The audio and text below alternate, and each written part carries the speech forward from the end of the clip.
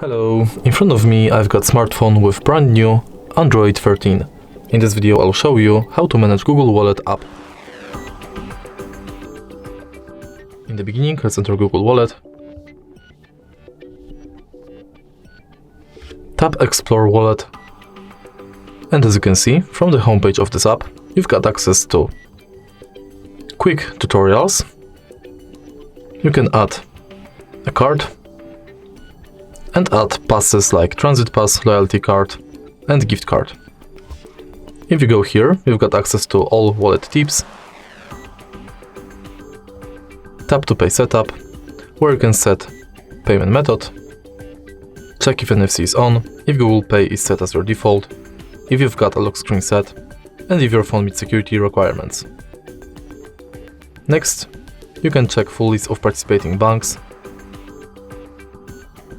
enter password manager,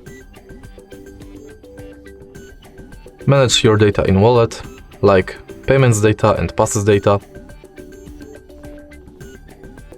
Also in wallet settings you can manage payments profile, add passes from Gmail, enable or disable review purchases, updates about your passes, and updates from wallet and Google Pay.